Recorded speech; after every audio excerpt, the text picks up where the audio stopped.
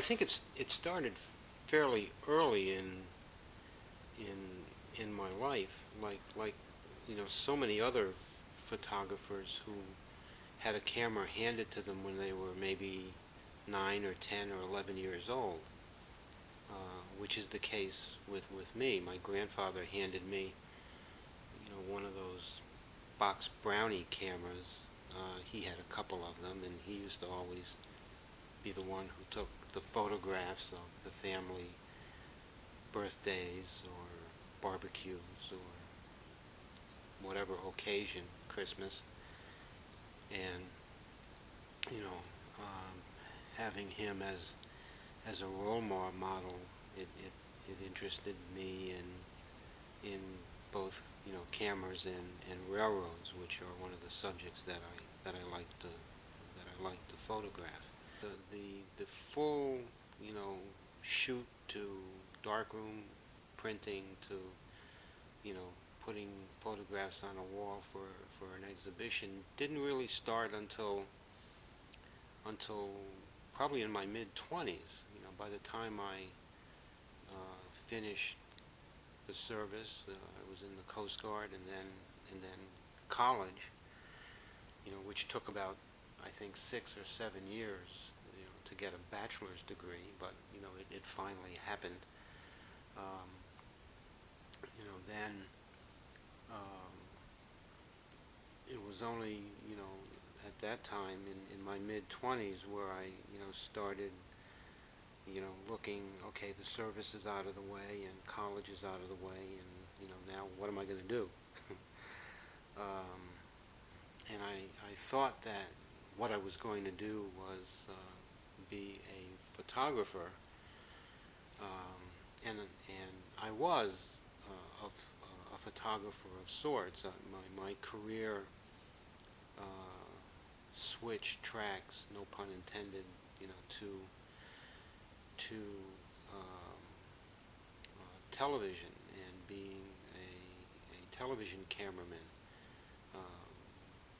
Thanks to a gentleman who was like a second father to me.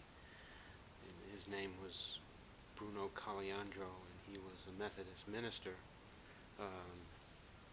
So the television career, soared and kept me. I had a nasty habit of needing to eat a couple of times a day, So, although still photography was my first love, broadcast television was certainly something that I loved to do. And when people asked about it, and said, oh wow, who did you meet? And you must meet some famous people. And well, yeah, you do. You meet them, and they go to the bathroom just like you. You learn very quickly, and some of them are nice, and some of them aren't.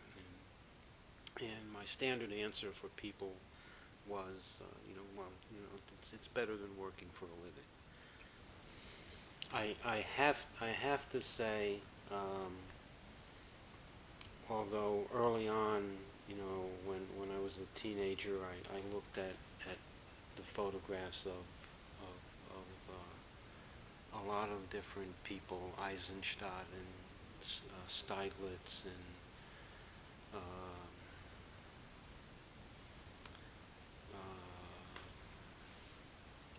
who else can I think of? Winston Link, a little bit later on. But really, the one photographer who I admired at the time and still admire most has got to be David Plowden. I think Plowden was probably one of the 10 most significant photographers of the 20th century. His work was something I identified with. His photographs, his first book, although the printing of it was not the best. His first book, I believe, was Farewell to Steam. that chronicle not only railroad steam engines, but Great Lake ore boats, ferry boats, um, the steam engine in general. And his succeeding books over the years have proven that, he was certainly, he's a master at his craft. And I think the one quote that says a lot about David Plowden's photography is that he always said, "I'm one step ahead of the wrecking ball." I want them to see beyond the image of a train, for instance, or an engine. And in most of my photographs, actually, it won't be hard for them to do that, because the image, more likely than not, although it may be of railroads or trains, railroad archaeology, something that's at one time was, for instance, Maybrook, the Maybrook rail yards, one of the biggest rail yards in the East, now paved over in a yellow freight trucking depot. You know, with, and that and I revert back to David Plowden. One of my, it's because of David's insistence on making you stop and look at something that existed for years and then is now, a rusted hulk of something. But prior to that, it was hard not to love railroads when my grandfather, every weekend almost, dragged me on the train. Well, I don't want that to sound like I was dragged kicking and screaming because I didn't want to go, but,